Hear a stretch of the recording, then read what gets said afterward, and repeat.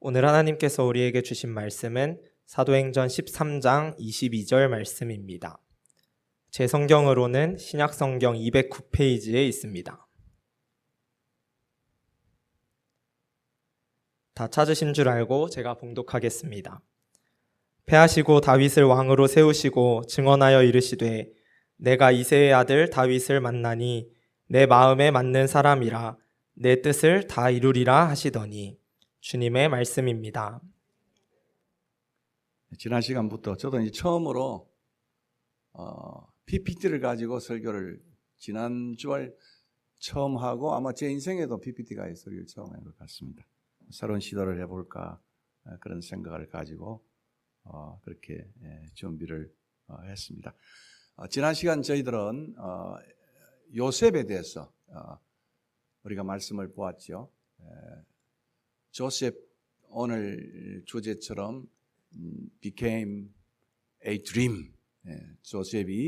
요셉이 꿈이 되다, 꿈을 이루다 그런 제목으로 말씀을 나누었습니다. 그 꿈이 이제 성취하기 위해서는 이제 꿈은 시련의 웅덩이를 통과해야 되고 또 그 꿈은 유혹의 정상을 넘어가야 되고 그 꿈은 화해의 골짜기를 지나가야 된다. 이렇게 제가 말씀을 드렸습니다.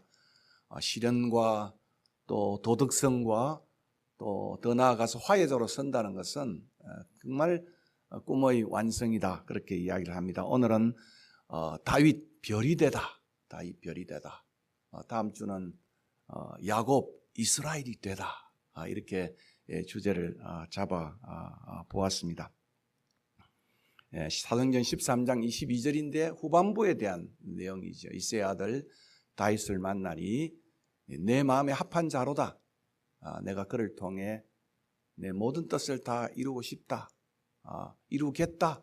이렇게 말씀하시는 내용입니다. 오늘 여기 띄워놨던 PPT의 내용과 같은 것이죠. 오늘 간단한 구절이죠. 읽었던 이 성경 구절은 아마도 다윗이 가장 축복받은 사람이고 또 성경이 말하는 성공의 주인공이다 이렇게 말합니다. 성경에서 말하는 성공은 많은 업적을 이뤘다보다는 하나님의 뜻을 이 땅에 이루어가는 사람, 그것을 우리는 성공이다 이렇게 말할 수 있겠죠. 우리가 알다시피 참 흙수저였습니다. 뭐 가문은 좋은지 모르지만은도 어릴 때부터 대학 공부도 못하고 막내로 저기 천한 당시의 뭐겠습니까? 3D 직종이라 그러겠죠. 한국의 3D라는 것은 정말 어렵고 또 더럽고 더리하고 또 디피컬티하고 또 하나 뭐겠어요? dangerous한 위험스러운 이 직종을 3D 직종이라고 그럽니다. 그 목자가 되면 이제 참 양들이 위험하죠. 넉대로부터. 그리고 또 사실 참 더러운 곳을 다녀야 합니다. 제가 사우스 아프리카 있을 때 어제도 조지아의 아쿠아리움을 갔습니다만은 펭귄 섬 정말 환상적이라고 생각을 갔는데 와 너무나 냄새가 나가지고 아주 펭귄이라고 하면 그 가까이 가고 싶지 않는 펭귄 똥이 아주 늘려가지고 정말 더러운 것을 보았는데 아마 목자의 삶도 그와 유사하다 그렇게 말할 수 있겠죠. 그리고 더없이 어려운 그러한 직업이었던 것 같습니다. 그래서 아버지가 아마 저같이 막내가 참 사랑을 받지 못한 막내였던 것 같아요. 그래서 멀리 버려두었습니다. 이렇게 목자에서부터 왕으로 그가 되어졌습니다. 그리고 이스라엘의 국기가 되어졌죠. 여러분 이스라엘 하면 다윗의 별이지 않습니까? 그 별도 육각형으로 되어져 있는 그런 별입니다. 더 나아가 다윗의 삶은 이스라엘의 국가적인 그러한 그 별로 끝나는 것이 아니라 이 다윗의 생애는 제 인생의 별이 되어졌습니다. 나의 삶의 어두운 부분을 비추고 또 내가 어디로 가야 할지를 가르쳐 준 삶이 아마 예수님 다음으로 다윗의 생애였다 이렇게 생각을 합니다. 유진 피터슨이라고 하는 영성신학자는 그의 많은 책 중에 이 다윗의 영성에 관한 책을 기록한 것도 아마 좀 그런 면이 있지 않을까 그런 생각을 해보아요. 그러면 과연 다윗을 축복하게 한 그 비결과 성경 비결은 무엇일까? 이게 오늘 아침에 상고하고자 하는 것입니다. 여러분 데이비드라고 하는 다윗이라고 하는 이름은 히브리어로 사랑 입은 자다 하는 의미입니다. 그의 아들 솔로몬의 별명이 여디디아예요. 이것도 이제 같은 이제 루트 어원이 되어 있습니다. 사랑 입은 자 다윗 여디디아라고 하는 그런 의미를 가지고 있습니다. 이처럼 하나님의 사랑을 받았기 때문에 그런 하나님 앞에 이렇게 위대한 별이 되어졌다 이렇게 말할 수 있습니다. 그 왜 사랑을 받았는가? 하나님 사랑은 그냥 아무나 다 하는가? 그건 아니죠. 오늘 본문에 보니까 하나님 마음에 합한 사람이다. A man after my own heart. 내 마음 심장 그대로를 이식했던 듯한 닮은 사람이다. 이렇게 성경은 표현하고 있습니다. 저는 오늘 한 사람을 소개하는데 좀 그렇게 좋은 인물은 아니에요. 정치인으로서는. 그러나 셀러리맨의 신화를 가졌던 이명박. 이 이명박 씨를 오늘 소개를 하는 이유는 정치인 이명박이 아니죠. 현대에 입사한 지 12년 만에 그런 38의 사장이 되고 CEO가 되고 그리고 더 나아가서 45세에 그런 현대 건설의 회장이 되어졌습니다. 그의 성공 비결이 무엇일까? 그것은 한마디로 말하면은 정주영 왕 회장의 마음에 속 들었다는 거예요. 그러니까 아들을 제쳐놓고 이 이명박 씨를 38세의 사장으로 세웠습니다. 어떤 모습일까요? 대단히 철저히 준비하고 또 우직하고 과감하고 추진력이 있는 자신의 모습을 다른 아들보다는 이명박 씨가 좀 빼닮았다 하는 그런 의미입니다. 마찬가지로 다윗은 창조자이시고 역사를 주관하시고 생명과 죽음 그리고 화와 복을 주관하시는 하나님 마음에 속 들었다. 하나님 마음에 합한 자다.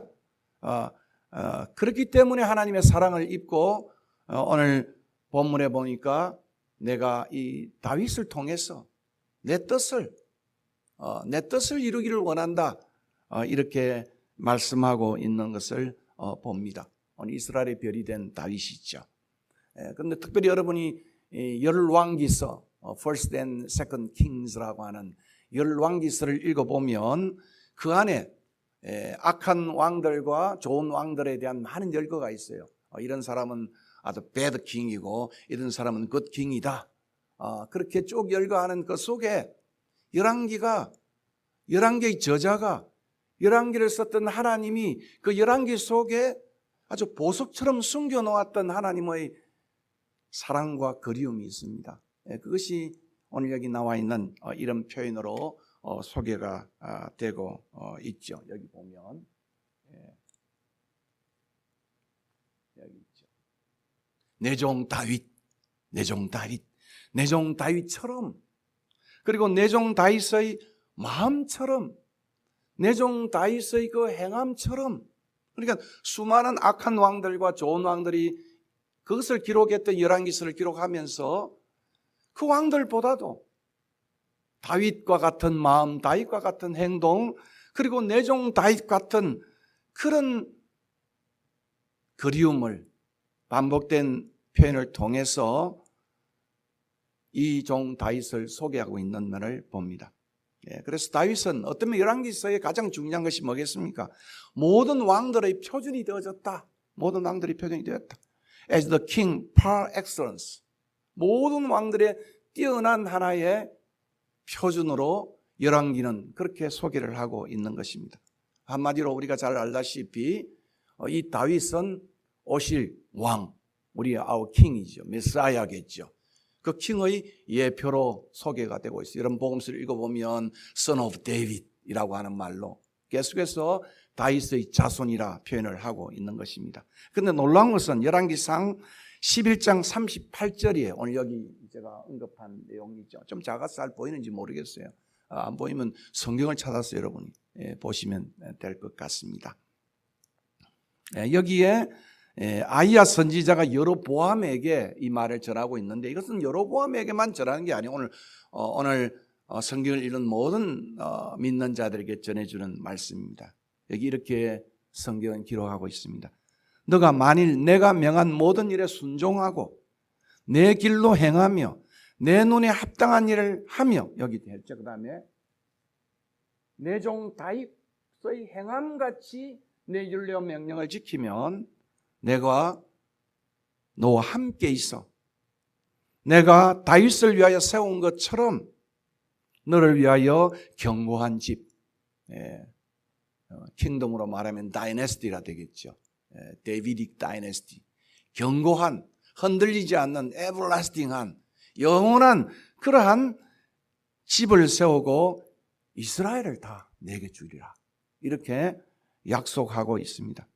다시 말하면 다윗처럼 행하면 다윗처럼 그렇게 내 율례와 명령을 지키면은 하나님이 함께 하시고 그를 위해 견고한 집을 세워 축복하시겠다.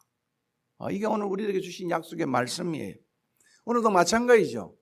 오늘도 이런 사람을 하나님이 축복하신다 그렇게 약속하고 있습니다. 어떤 사람이니까 다윗처럼 다윗의 마음처럼 다윗이 행한 것처럼 그렇게 행하면은 내가 너의 집을, 너의 가문을, 너의 기업을, 너의 인생을 견고하게 세우리라 이렇게 약조하고 있는 것입니다.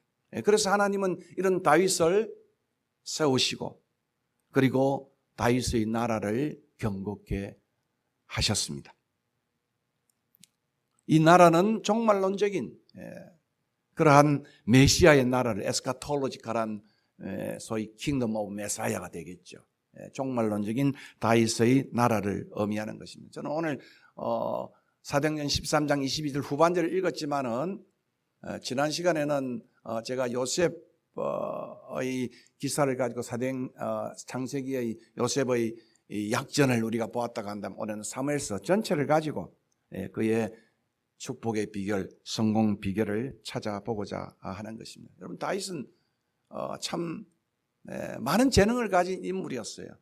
그는 신이었습니다. 포이시였고 그는 뮤지션이었어요. 요즘 뭐 뮤지션 얼마나 잘 떱니까? 악사였고 그리고 세포드 로이 킹이었습니다. 그리고 용사였습니다. 그래서 다윗은 하나님의 용사다, 워리어로서의 모습을 소개하고 있습니다. 다시 말하면 정치인이었고 그 시대의 행정가였으며 그리고 왕이었다는 말씀입니다. 이렇게 성경은 다윗을 메시아로서 예수 그리스도의 모습을 가장 잘 드러낸 그것을 신학으로 말하면 예표, 타입이라고 우리 예수님이 프로토타입이라고 한다면 다윗은 하나의 예표로 그렇게 소개하고 있습니다. 그러면 다윗의 우리가 생애를 읽어보면 예수님의 생애가 어떤 모습으로 살아갈지를 보여주고 더 나아가서 이것은 오늘 우리들에게 신앙인의 삶을 어떻게 살아야 될지를 보여주는 그러한 모습이기도 합니다. 다시 말하면 제 생애뿐 아니고 여러분의 생애 속에서도 유진 피터슨의 생애 속에서도 다윗은 우리 모두가 닮아야 할 자화상이 되어야 되지 않을까 그렇게 토를 달고 싶습니다. 그러나 우리가 다윗 닮으려고 성경 읽는 건 아니잖아요. 성경의 가장 유일한 우리의 닮아야 할 대상, 작은 예수로 살아야 할 대상은 우리가 로마서 8장 29절에 그 아들의 형상을 본받는 것입니다. 구약으로 말하면 우리는 이마고 데이, 하나님의 형상, 이미지 오브 갓으로 해서 하나님의 형상을 닮아가는 것이지만 더없이 신약에 와서는 그 하나님의 형상이 어떤 모습이겠어요?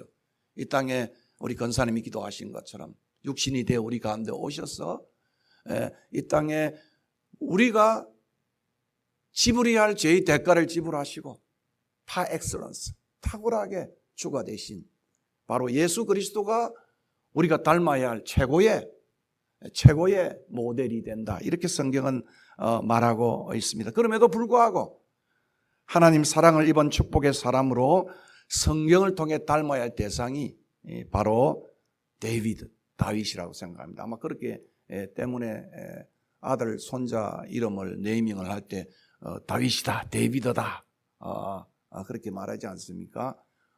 우리 조영기 목사님도 옛날에는 폴 조라 그랬어요. 선교를 많이 했는데 교회가 커지면서 어떻게 생각하는지 모르면 갑자기 이름이 바뀌어가지고 데이비드 초라고 그렇게 말하고 있는 것을 봅니다. 데이비드 초는 우리 조영기 목사님은 우리 최정 누님의 선배이기도 하고 또 제의 선배이기도 해요. 동네 고등학교 졸업한 인물입니다. 다윗은 구약에 여기 나온 대로 약 1000번 이상, 신약에는 60번 이상 언급이 되고 있습니다. 얼마나 하나님께서 다윗을 사랑했는지 그것이 바로 오늘 13장 22절에 그 이유를 설명하죠. 아까도 반복해서 말하는 것은 내 마음에 합한 자다. 내 마음에 합한 자다. 이것이 바로 그 마음에 합한 다윗을 통해서 하나님의 뜻이 이루어졌다. 그래서 여러분 주기도문에 나타나 있는 가장 기도의 핵심이 뭡니까? 하늘에서 이루어진 것처럼 하나님의 뜻이 이 땅에, 이곳 아틀란타 땅에, 이곳 강남 땅에, 그래서 사랑의 교회는 마지막 예배를 옥하는 목사님이 주기도문으로 힘놓아 부르면서 강남에 하나님의 나라가, 하나님의 뜻이 이루어지기를 소망했던 것을 저는 아직도 기억하고 있습니다.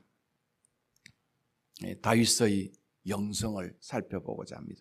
이렇게 하나님께서 다윗을 통해 세우신 다윗의 나라는 다윗이 하나님께 보인 마음과 행동, 아까 우리가 앞서 말한 내종 다윗의 마음처럼, 내종 다윗의 행동처럼 그렇게 그 마음과 행동을 통해 하나님께서 이루신 나라로 이것을 성경은 제가 반복해서 여러분에게 설명하는 하나님 마음에 합한 자에게 주신 거룩한 사명이었다. 왕이 되는 그것이 다윗에게 있어서 메시아의 예표를 주는 것이라고 하는데, 여기 있는 여러분 일생 속에 하나님의 뜻이 이루어지는 것, 그것이 여러분이 꿈꾸는 그러한 사명이 되는 것입니다. 이 일은 하나님의 뜻을 이루는 것은 오늘 여러분이 찬양을 했잖아요. 그죠? 이런 교회 되게 해달라고. 이런 교회 되게. 여러분의 비전이잖아요. 여러분 꿈이잖아요. 그것이 하나님의 뜻이지 않습니까? 구절들이 보니까 하나님의 말씀으로 이루어진 내용이기도 합니다. 이렇게 하나님의 뜻을 이루려고 한다면 가장 요긴한 것이 무엇입니까? 성령이 오셔서 우리를 그로 인도해야 되는 거예요. 전적으로 다윗에게 임하신 하나님의 홀리 스피릿, 하나님의 영에 의해 이루어진 역사, 이렇게 표현하고 있습니다. 16장 13절에 여러분 다윗의 생애의 거의 시작이라고 말할 수 있겠죠. 그죠? 골리앗과 싸운 이후에 또는 그 점에 있어서 16장 13절에 이날 이후로 다윗이 뭡니까? 이날 이후로 여호와의 신에 크게 감동되어졌다. 그때부터 하나님의 뜻을 이루기 위해서 성령께서 오셔서 그를 감동시키시고 그를 이끄셨다. 이렇게 말씀하고 있습니다. 그런데 이 성령의 역사하심은 사람을 통해서 이루어지는데, 그것은 하나님 마음에 합한 자, 하나님의 뜻을 찾고 그 뜻대로 행하는 자를 통해서 이루어진다. 그런 말씀입니다. 이것이 다윗의 성공 이야기예요.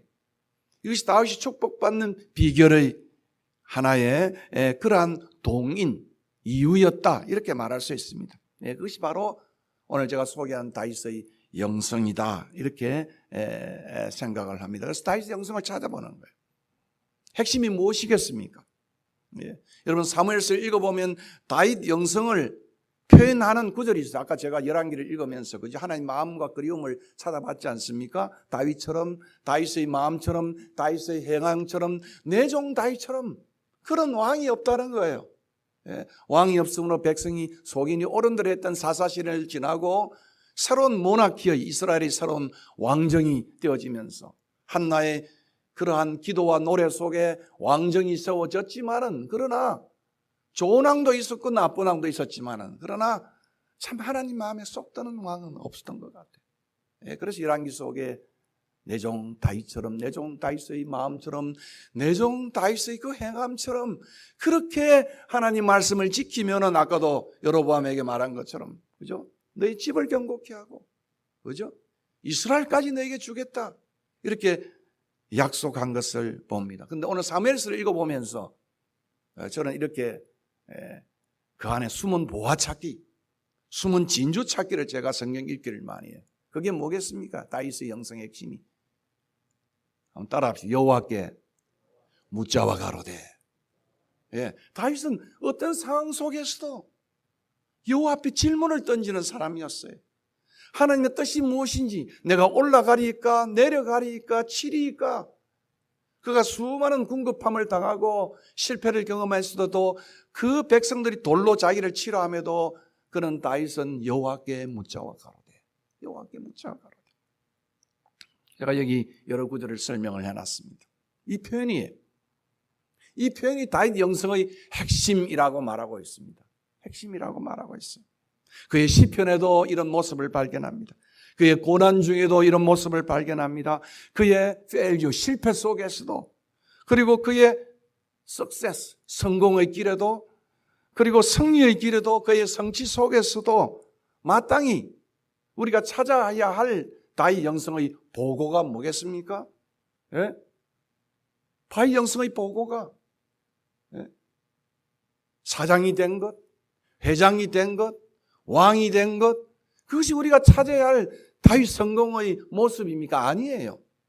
다윗 성공의 깊은 내면에 숨어있는 그러한, 마치 화산이 폭발하면서 그 속에 숨어있는 그러한 모습처럼 다윗의 영성에 찾아볼 수 있는 가장 큰 요소는, 내게도 늘 부족한 내 아내가 늘 그렇게 되기를 꿈꾸는 뭐겠습니까? 다윗이 여호와께 묻자와 가로되. 아마 이 한마디만 여러분 기억하면 여러분의 삶의 성공의 길이 시작될 것입니다. 이것이 영성의 건맥이에요.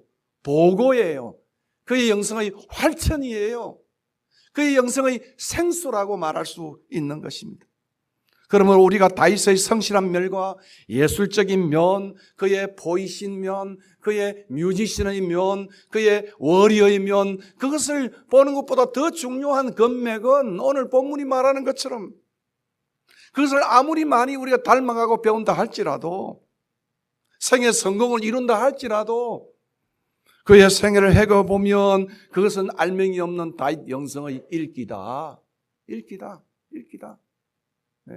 아무리 화려한 집을 지어도, 아무리 좋은 차를 타고 다닌다 할지라도, 아무리 큰 직장을 가진다 할지라도 그것은 껍데기다, 이렇게 생각을 합니다. 이 다윗의 이 삶이 내 삶에 정말 많은, 요셉도 내 삶의 족적의 한 부분을 차지했다고 한다면, 이 다윗은, 제가 오늘 다시 일어나서 설교를 또 다듬고 내 영혼을 갈아보았어요. 내 영혼을 태워보았어요. 다시 2-3시간을 내가 이 설교 말씀을 붙들고 오늘 아침에 갈아서 생접 한 절을 여러분에게 드리려고 사실은 왔습니다. 묻자와 가로되. 테레사 수녀의 삶에도 똑같은 모습이에요. 로만 가톨릭의 그러한 시스터 수녀였지만은, 제가 테레사 수녀의 이 책을 단순한 길, 심플 패스라고 하는 조그마한 책이에요.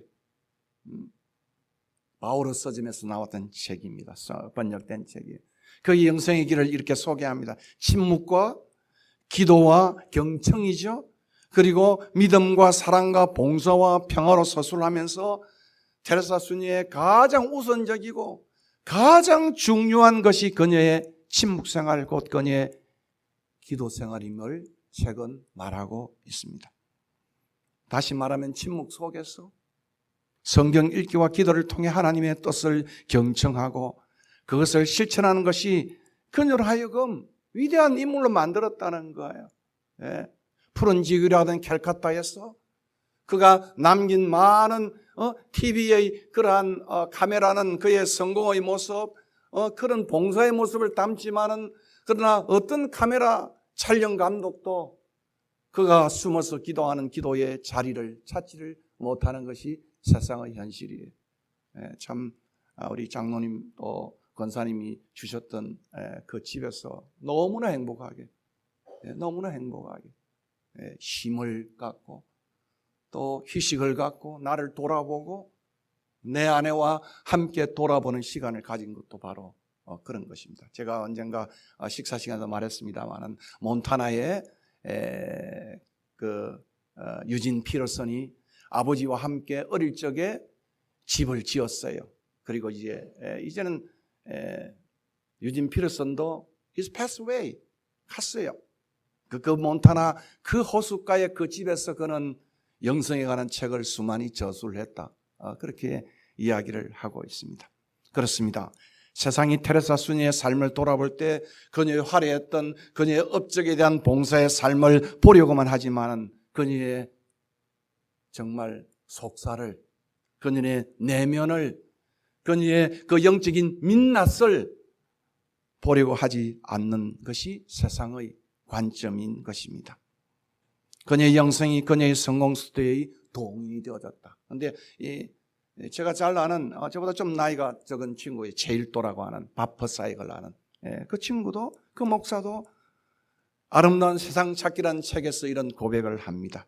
바른 믿음, 바른 삶을 실현하려면 그가 섬겼던 나눔의 집과 섬김의 집보다도 침묵의 집과 대화의 집이 먼저 있어야 함을 이제야 늦었지만 이제야 깨닫습니다. 왜냐하면 이 바퍼사익을 하면서 침묵의 이 나눔의 집과 성미의 집을 하니까 온 정치인도 오고 난리도 아니잖아요. 정치인들 선거 때만 되면 와가지고 바퍼사익에 다 옷 입고 이명박 씨도 그렇고 그러잖아요. 그러나 그가 후에 깨달은 것은 이렇게 나눔의 집과 성미의 집보다 더 중요한 것이 침묵의 집과 대화의 집이 필요하다는 것을 그도 그렇게 고백하고 있습니다. 하나님 마음에 합한 자로서 이 다윗의 영성을 결국 다윗의 이러한 영성은 경청과 리스닝과 프레이어와 그의 트러스트, 하나님에 대한 신뢰의 영성은 오랜 고난 속에서도 그를 위대하게 만드는 생수가 되어졌습니다. 그를 빛나게 한 보석이 되어졌습니다. 그리고 그것은 다시 한번 내 삶을 비추어서 나를 인도하는 내 영혼의 성지가 되어졌습니다. 다윗의 이 모습 하나하나가 내가 주님의 의를 경험하고 주님을 만나는 거룩한 성지가 되어져 왔고, 그리고 그 성지는 하나님의 성지, 여기 나와 있는 것처럼 하나님의 거룩한 뜻을 찾는 것이 되어져 왔고, 그것을 다시 한번 깨닫는 성지의 모습으로 내 삶에 인도하는 다윗은 그냥 국가적인 내셔널 스타가 되어진 것이 아니라 더 나아가서 나의 인생의 별이 되어졌다. 나의 광야 생활, 나의 대인관계, 나의 경영 철학, 내가 뭐 사업을 하는 건 아니지만은 그러나 사람들 사이에 어떤 일을 하는 그러한 조그만 일도 마찬가지, 나의 도덕생활, 나의 야망 등에서 오늘 참 어제는 우연히 제가 한국 마트에 갔더만은 내 사랑하는 우리 아리 씨가 교수님 하는 거예요. 그래서 나는 이게 좀 정신을 못 차려가지고 이게 지금 한국인가 미국인가 제 아세요 그러더라고. 내 세크레터리로 빚으로 있었던 우리 자매인데 휴직을 하다가 결국 남편을 따라가지고 지금 아틀란티에 살고 있어요. 그래서 좀 밥 먹자가 근데 난 밥 먹는 것보다도 예배에 참석에 내가 줄 수 있는 가장 좋은 선물은 이것이야. 그래서 불렀어요. 옛날이나 똑같아요. 그래서 저를 보더만은 교수님 그때 한 십몇 년 됐죠? 그죠? 똑같다는 거예요. 똑같다는 거. 뭐가 똑같은지 모르겠어요. 사놓은 내가 똑같든지 좋은 내가 똑같든지. 아무도 그 당시에 참 어려운 힘든 그러한 소위 말하면 교수의 보직을 했던 시간이었습니다. 하나님 마음에 합한 자로서 언제나 하나님의 뜻을 찾는 하나님의 종으로서의 다윗의 모습은 여러 모습에서 빛이 났습니다. 특별히 제가 몇 가지로 추려봤어요. 오늘 기억을. 광야에서의 다윗의 영성이에요. 사울에 쫓겨서 그런 퓨지티브로 도망자로서 고단한 삶을 10년을 살았습니다. 10년의 광야 생활을 덜해서 황무지에서 그는 살았다고 말하고 있습니다. 3년, 4년에 10년에 걸쳐서 그는 도망자의 삶을 살았습니다. 때로는 황무지에서, 때로는 들판에서, 때로는 바위에서, 때로는 굴에서, 때로는 산에서 사는 중에 다윗은 하나님의 뜻을 찾고 그 뜻을 묵상하며 살았습니다. 언젠가 여러분이 디즈니에 가면 어느 분의 소개였어요. 링컨의 집이 있는데 그 집에는 위대한 사람은 통나무 집에 살아도 통나무를 원망하지 않습니다. 이것이 그가 남겼던 이야기였습니다. 그는 도망자로서의 삶을 여정을 사무엘상 19장 31절까지 소개를 하는데 그의 인생의 가장 힘든 시기였습니다. 광야 생활이었습니다. 마치 예수님이 비하의 길을 걷고 성기하기 전의 모습처럼 그는 이 기간 동안에 가장 아름다운 데비드 쌈, 다윗의 시편을 기록했습니다. 이 시편은 그가 시로 쓴 영혼의 일기였다. 포에릭한 소울 다이어리였다. 난중 일기도 있지만은 그는 그렇게 일기장을 시로서 썼다. 이렇게 어느 분은 토를 달고 있는 것을 봅니다. 고난이 그를 시인으로 만들어 주었습니다. 그의 이 광야 생활은 섞인 생활이 아니었습니다. 망가진 생활이 아니었습니다. 익히고 삭히고 묵힌 생활이었다. 마치 장이 10년짜리 장과 20년짜리 장과 30년짜리 장이 세월이 지날수록 값이 엄청나게 비싸는 것처럼 와인이 1년짜리 와인과 10년짜리 와인과 저는 100년짜리 와인도 보았어요. 어느 친구의 집에 갔는데 이태리에서 벽체를 허무니까 거기에 와인이 쏟아졌어요. 그래서 이 친구의 선물로 줬어요. 그날 와인 한 병을 땄는데 그 한 병이 5천만 원짜리였어요. 저는 뭐 술을 못 하잖아요. 근데 제가 왔다고 기자들이 여러 명 있었고 제가 있었는데 와인 잔에 요만큼 줬어요. 돌려가지고. 처음으로 와인을 코로 마시는 것을 알았습니다. 향이 술 냄새가 하나도 나지 않아요. 하나도 나지 않아요. 제 아내도 요만큼 마셨어요. 정말 명품이었어요. 그 잔에 흔드니까 빨간색이 피피처럼 물드는 그런 잔이었어요. 아직도 생생하게 기억하는 마찬가지였습니다. 다윗의 10년의 광야 생활은 철저하게 망가지고 부패하고 쓰레기 같은 냄새가 나는 시간이 아니었다는 거예요. 그 생활은 묵히고 익히고 삭혔던 발효의 한국의 음식처럼 빛나는 명품이었다. 그렇게 말할 수 있습니다. 저희 2년의 해직 생활도 돌아보면 그게 없었다고 한다면 좀 더 건방졌지 않겠어요? 좀 더 잘난 체 하지 않았겠어요? 2년의 해직 생활은 나에게 있어 많은 것을 가르쳐 주었어요. 저는 그때 시를 배웠습니다. 그래서 시집이 지금 한 100권이나 돼요. 시를 읽는 거 좋아해요.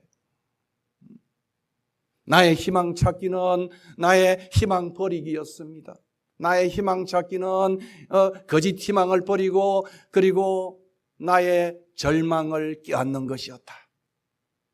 나의 절망을 껴안는 어느 시인의 노래처럼 처절하게 내가 얼마나 약하고 얼마나 부족하고 얼마나 화잘 내고 얼마나 연약한 존재인가를 내가 고난의 그러한 길에서 배우게 되어졌습니다. 그러므로 고난을 자랑하려거든 내 입에 침을 뱉어 주십시오. 고난 나의 슬픈 노래였습니다. 이렇게 어느 시인이 노래한 것을 제가 지금도 암송하고 좋아합니다.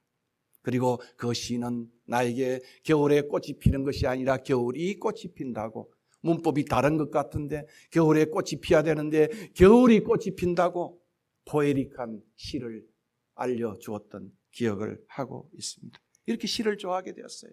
그래서 내 설교에는 늘 시가 나오는 겁니다. 다음 주일에도 마찬가지예요. 하나님이 만드신 만물 속에서 하나님을 묵상하고 하나님께 경청을 합니다. 만물을 통해 단순한 호연지기를 온 자연을 통해서 기계를 배우는 정도가 아니라 하나님의 뜻을 배우고 신뢰하는 사람이 되어졌습니다. 다윗의 시편 주옥같이. 그중에 시편 18편은 물론 이 광야의 생활을 마치고 블레셋을 다 타파한 후에 사무엘하 22장에 똑같이 반복되는 것처럼 여호와는 나의 반석이다. 여호와는 나의 요새시다. 여호와는 나의 피할 바위시다. 그리고 구원의 뿌리시다. 그리고 여호와는 나의 산성이시다고. 포트레스.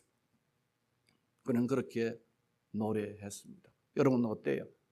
여러분이 이민생활에, 여러분이 광야생활의 어려움 속에 망가졌습니까? 안 그러면 발효했습니까? 오늘 본문은 저에게 주는 메시지뿐 아니고 여러분에게 주는 메시지인 것입니다. 많은 고난을 거쳐서 여러분이 더 거친 사람이 되었습니까? 여러분이 정말 부드러운 인간으로 바뀌어졌습니까? 아직도 그렇다고 한다면 내 인생의 레미콘은 돌아가는 거예요.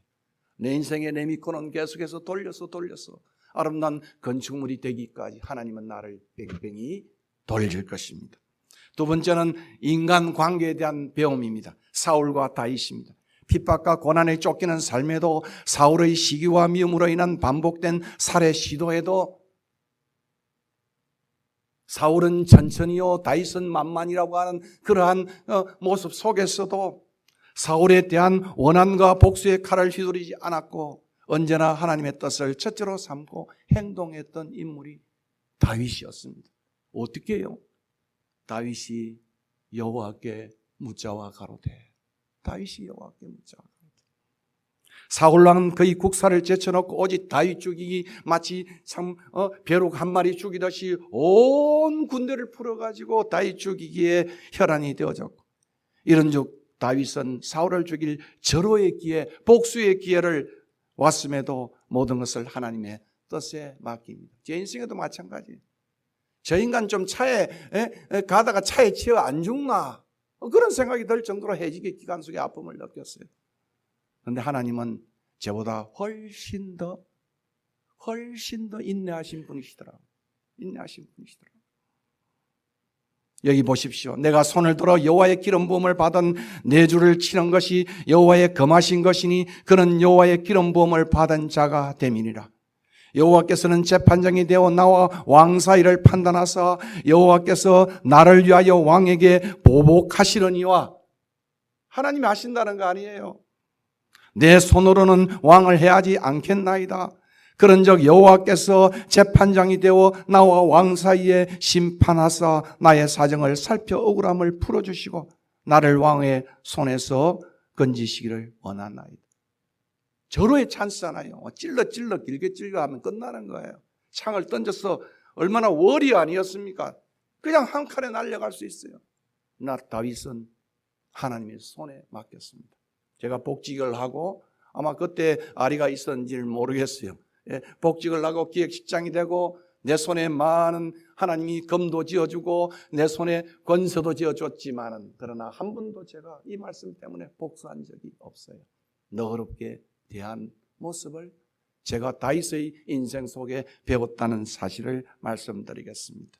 그리고 세 번째는 다윗의 경영의 정신입니다. 아말렉과 전쟁에서 승리하며 돌아와 보인 다윗의 이 행동이 사무엘상 30장에 나와 있습니다.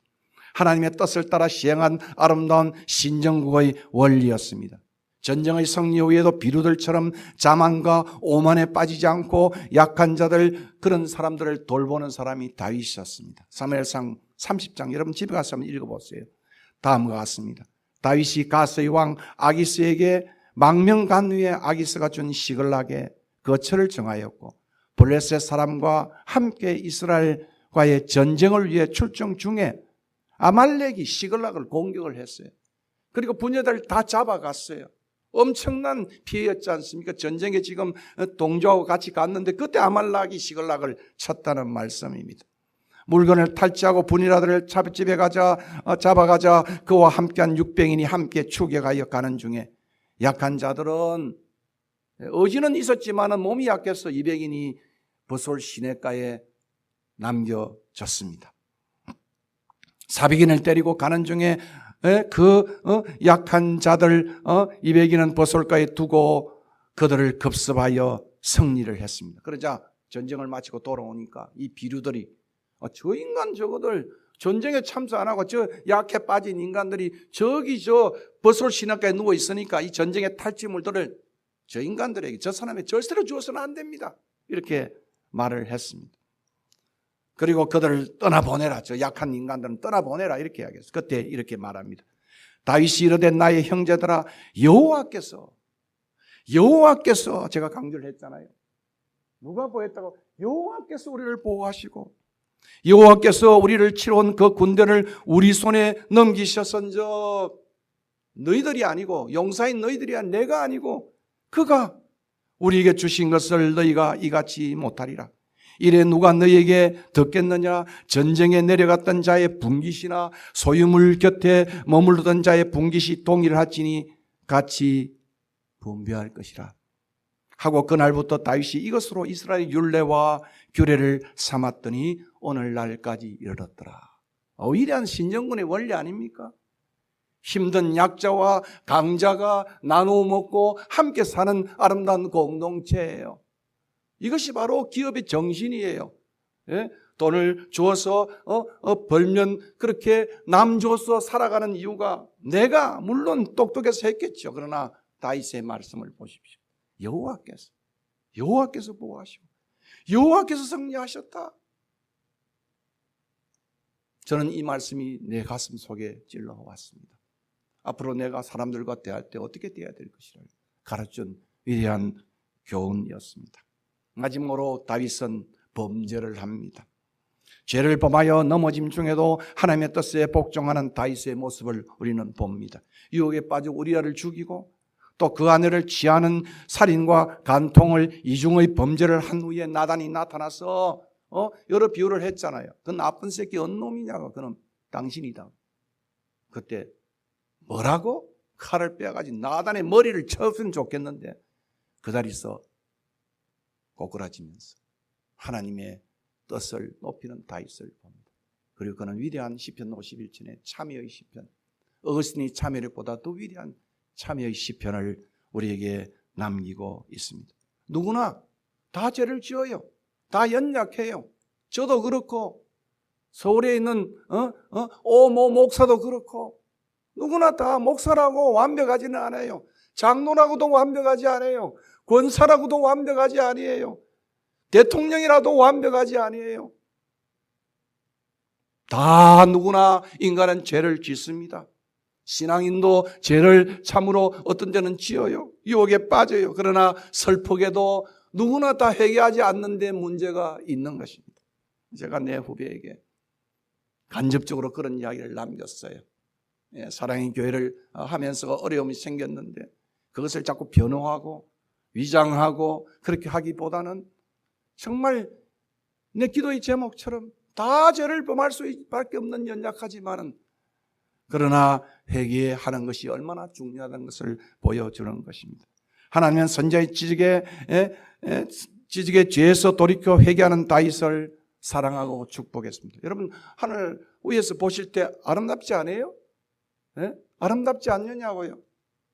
그 광야의 정말 힘든 상황 속에서도 하나님만을 찬미하고 하나님을 높일 때 하나님 보시고 얼마나 기뻐하겠어요?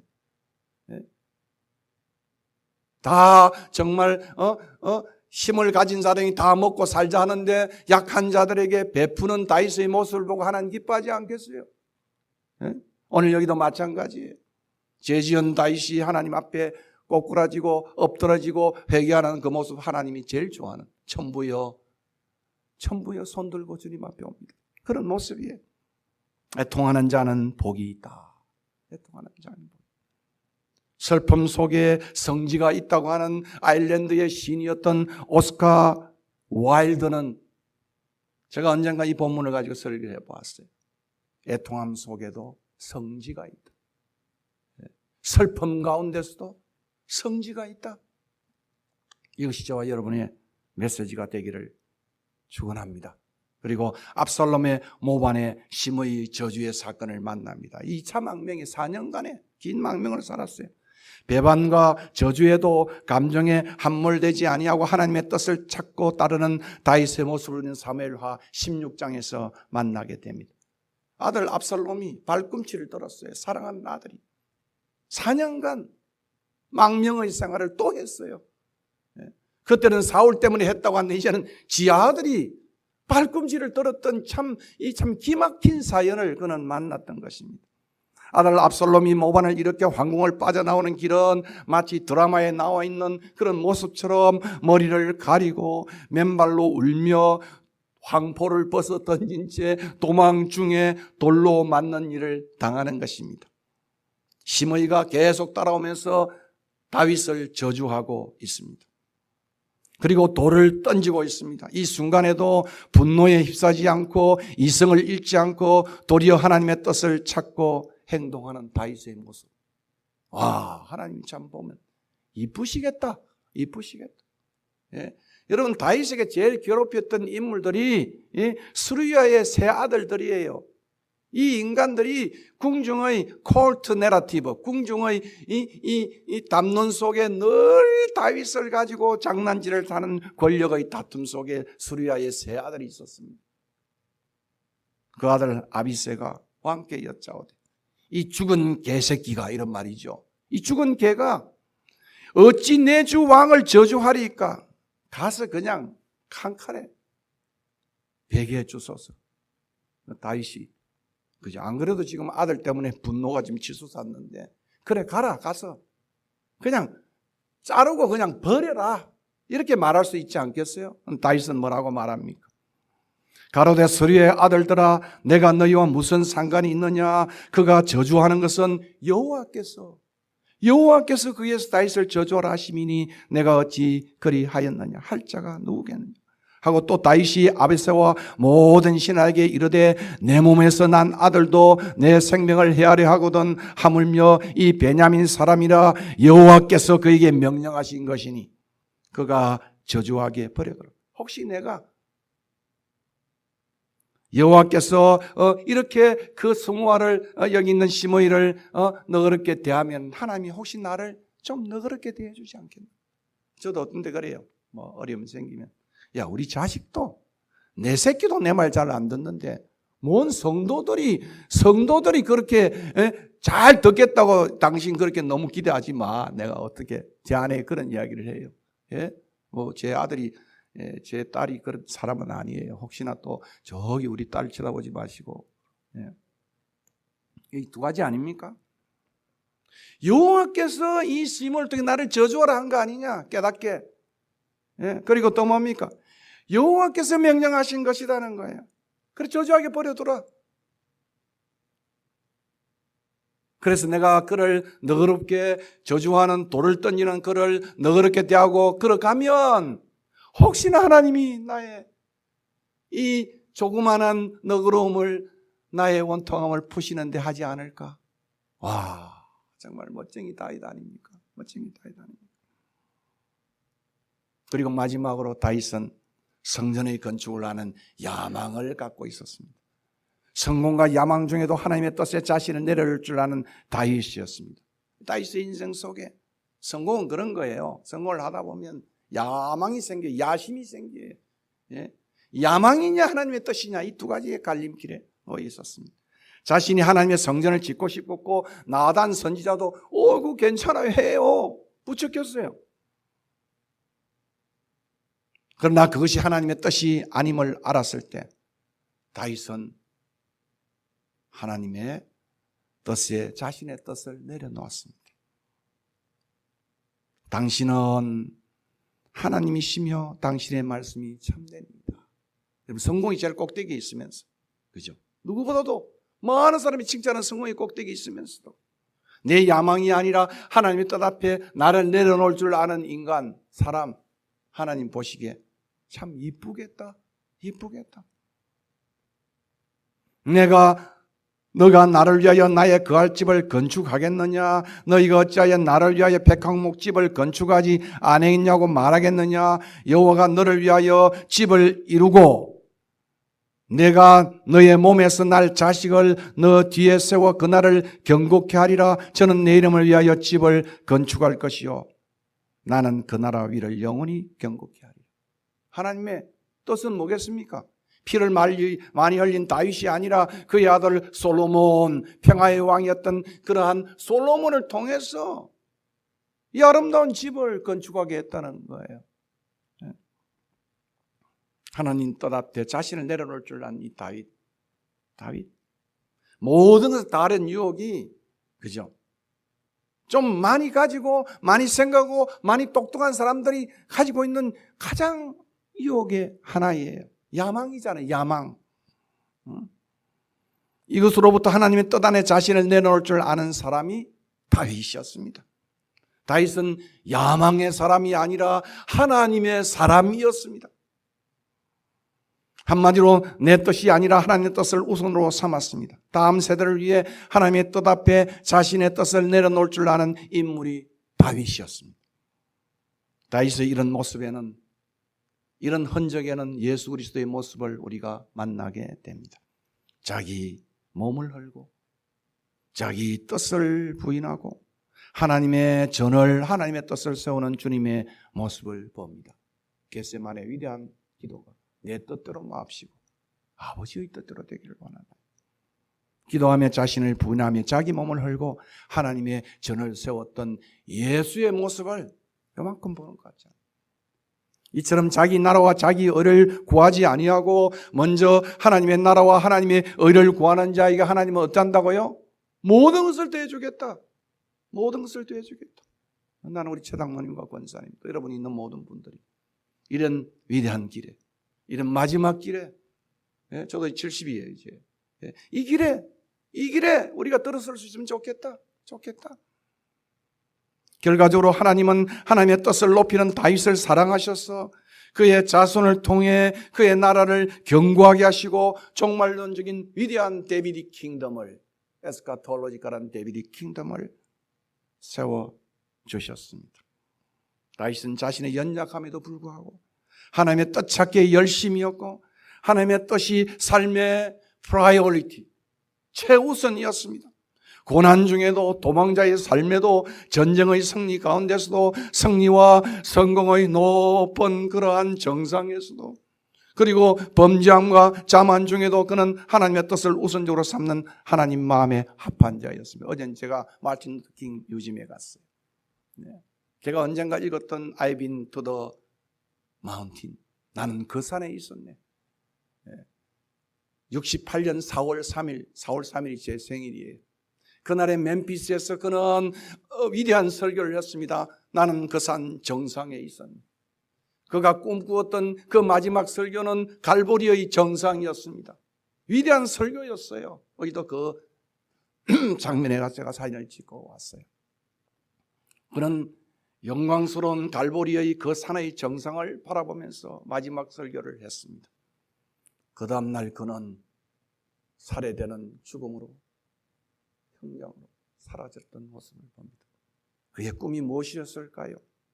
물론 그의 꿈은 내 자녀와 그리고 백인의 자녀가 한 상에 모여서 함께 밥 먹는 꿈을 I have a dream, 위대한 드림을 꿈꿨어. 그러나 그의 가장 환상 같은 이상은 그 산 그 정상에, 그렇죠, 오바는 책으로 나왔는데 제가 그 책을 들고 우리 학생들과 성지순례를 가면서 또 읽고 읽었습니다. 프린스턴에서 샀던 조그마한 책이 I've been to the mountain, 산 정상에 있었는데, 그것이 그의 꿈이었어요.